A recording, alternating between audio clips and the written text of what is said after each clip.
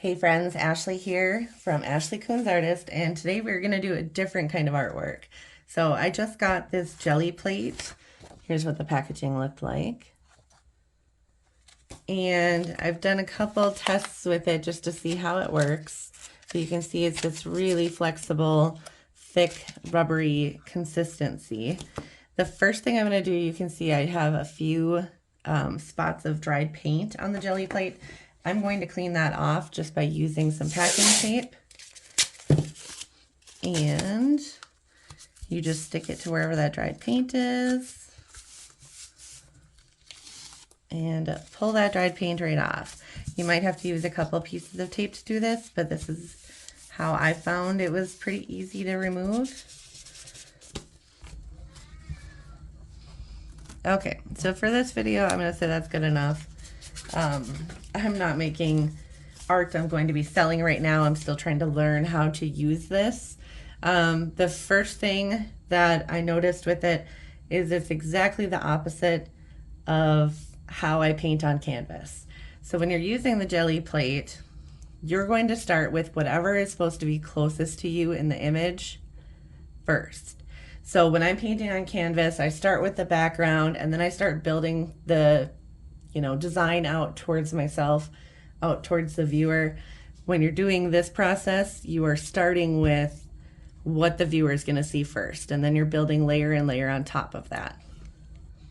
So for this tutorial, I'm going to do some kind of mountain night scene kind of thing. So I'm going to have to do it in stages. I'm going to have to let stuff dry in between. So there's going to be a lot of cuts in this video, but just know a lot of that's going to be drying time. Some supplies you're probably going to need for this project if you're going to do something as complicated as what I'm attempting today. Just some basic acrylic paints. I have the Uniposca paint pens. You're going to need a brayer. Mine just happens to be a speedball brayer, and mine's a little wet right now, so I've got to make sure it's dry.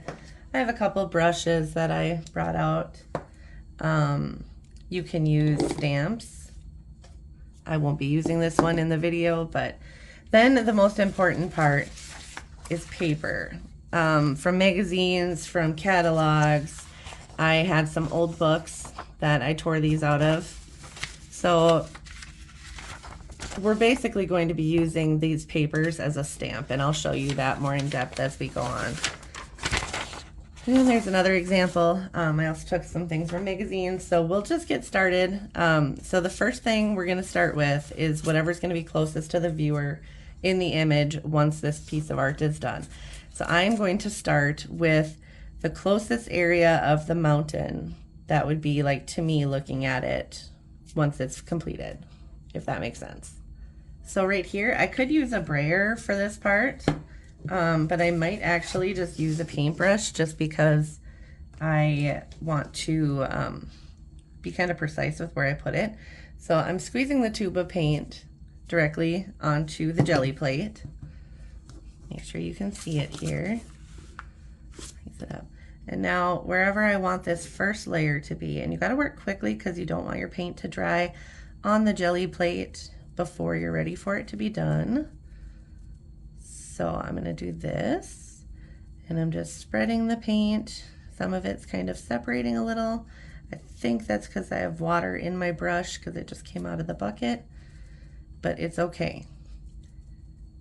We will make it work.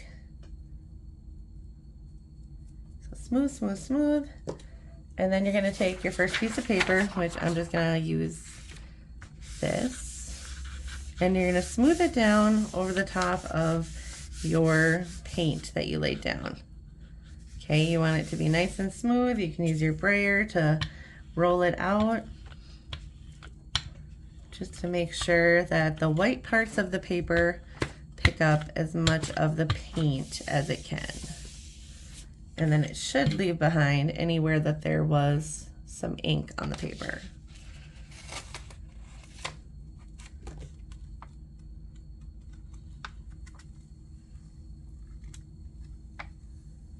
Okay, so you will learn as you do this project, some things don't work as well as others. So maybe this paper isn't the best for this project. So we are gonna do a little bit more paint.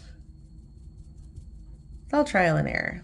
If you make a mistake, you just start again. It's easy. So that could be because my paint was too thin from the water in my brush. That could be just that the paper wasn't absorbent. Let's try a map. We'll lay this map down, spread it out.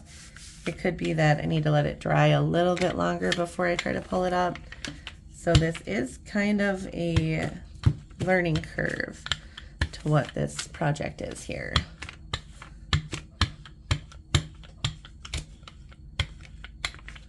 All right, let's hope this one works. Okay, I brought you in just a little bit closer so that we can see if it is going to do what I hope it does.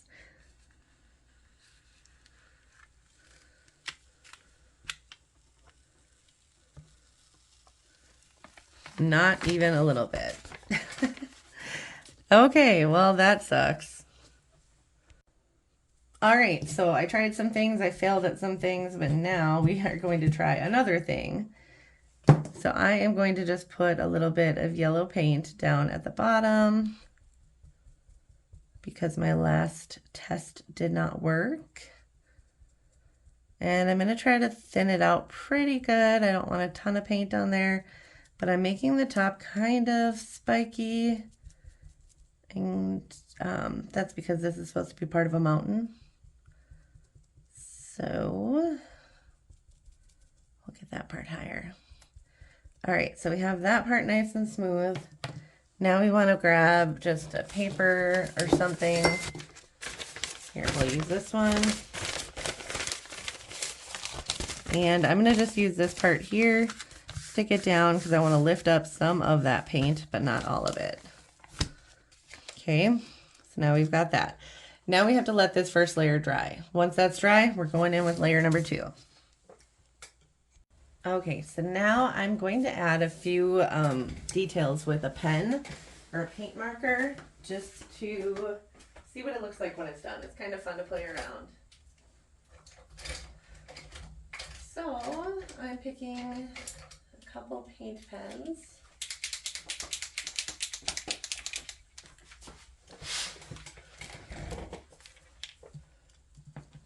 And I went with this gray one. So I'm just going to just make some marks in certain areas. Maybe I'll even do some behind the yellow. And this is just going to add detail to my mountain.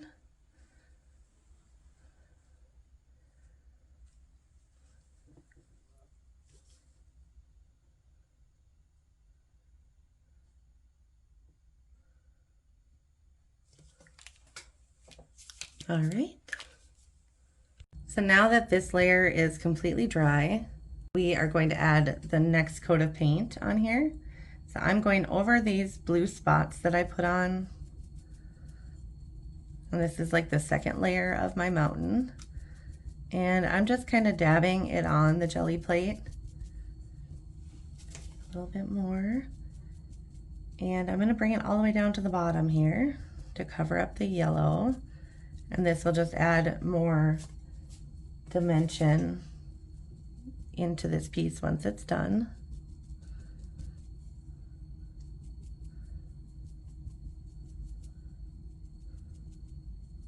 Okay.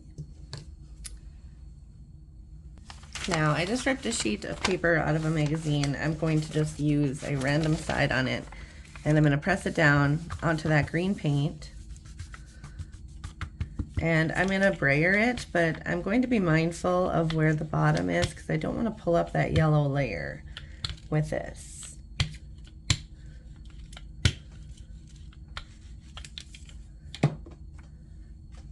Okay, let's see if it'll pick anything up.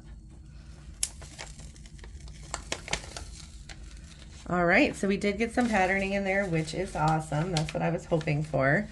It looks like we got some of the bricks that were here on this part of the paper. So you can see that there. Now we need to let this layer dry. So I am going to hit it with a hairdryer.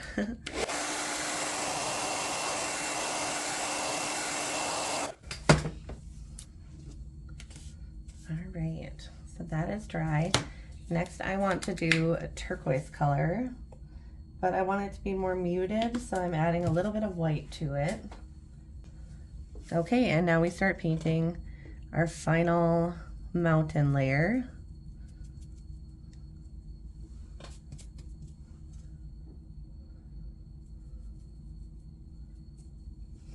And I think I'll have to color a little bolder. So I'm adding more turquoise. I put the brush in my mouth so that I could squeeze the tube. That's why I was talking weird, in case anyone's wondering. I hope you guys don't mind like these very unpolished videos I've been posting. Sometimes social media is just so much work and we don't have time for that. I'm trying to make art here, guys. But I also like to share my process with you and know that people learn from videos like this, because this is how I got started, by watching videos from other artists. I didn't mix up enough paint, so I'm mixing up a little more.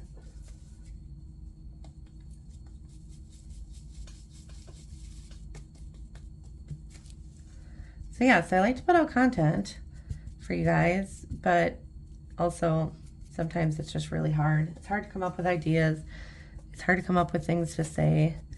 And it's really taxing. Like, people criticize what you're doing when you put everything out there. Like, somebody's probably going to say, that's not how you use a Gelli plate.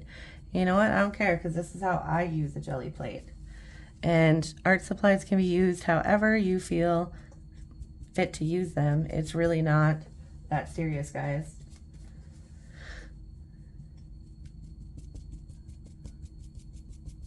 Okay, so I'm just kind of dabbing it on because I don't want to lift all my dried paint that's underneath. And now I'm going to grab just another page from this book here. A lot of these pages are like home things. I should find one that's like a garden book or magazine. This one has a lot of design on the page. So we're going to go for this page, specifically because I liked this little sun. So we'll press this down and hopefully leave behind a cool pattern.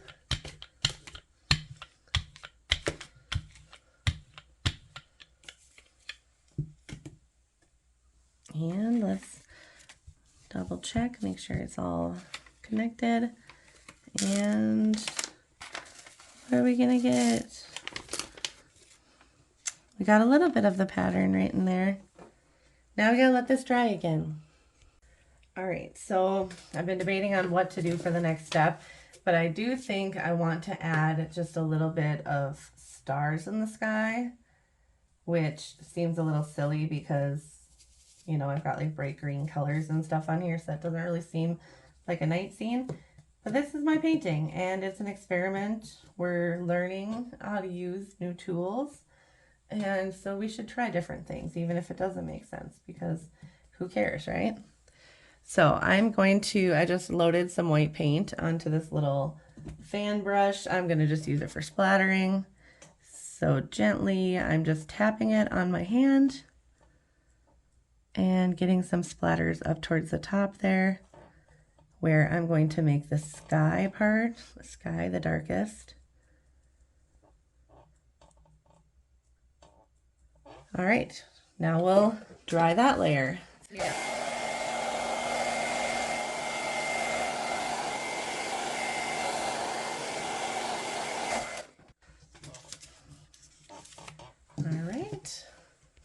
All right, I'm turning you for this next part just so you can see how I'm going to make the background. So I'm going to be using these 4 colors. So light blue, light purple, more reddish purple, and then a very dark color. So we're going to start with just a little dab of that blue. Then we'll use the light purple right next to it. And I'm just using like a little scrap piece of paper to do this. There we go. Chaotic, I know. And then we'll do a little bit of the dark. Then we're going to do the darkest color.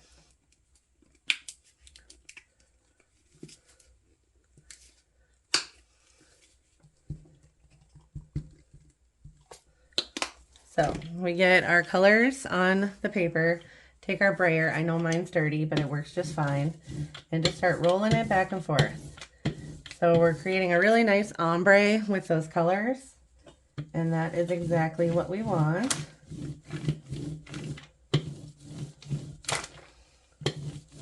And I find doing it on the paper just seems to work a little bit easier.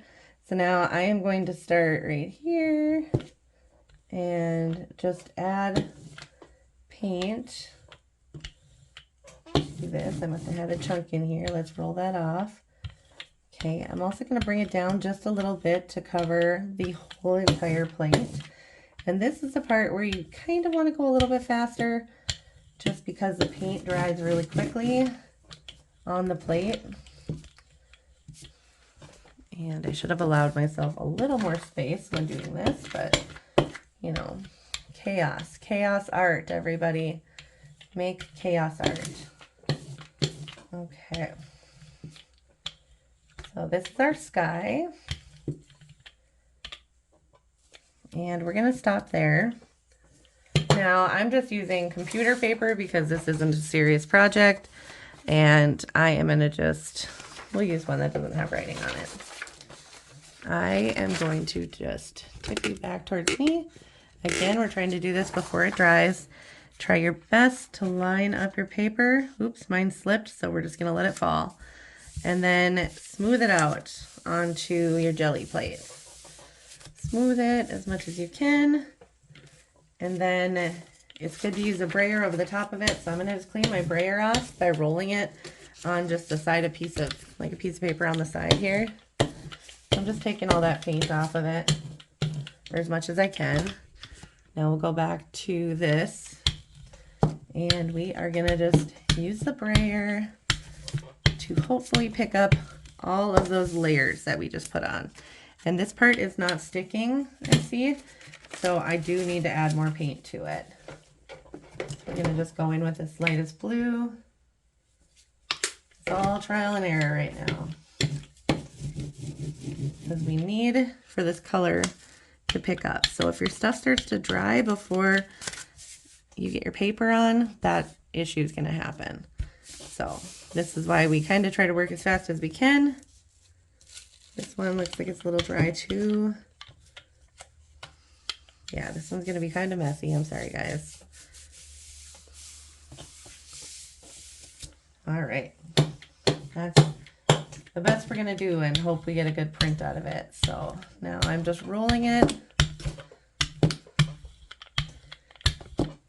And then I'm going to use the hairdryer to dry this as quick as I can.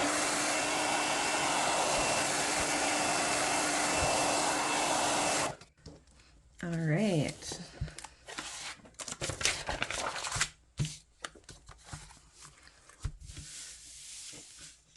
So let's see if we can get it to lift. And look at, guys, it's lifting right off.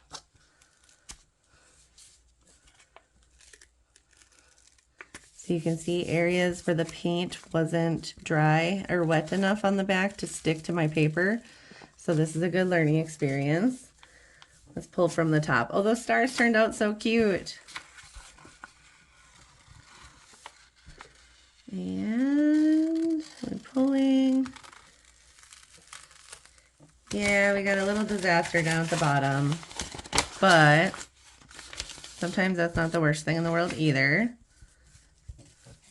So that is what we got, which is interesting that it peeled the way that it did, but it totally works out fine. I'm fine with it. You could go in and try to fix it, but this was just a little test just to see how to do it. You can see my stars turn out really cute, the splatters, and our little mountain scene.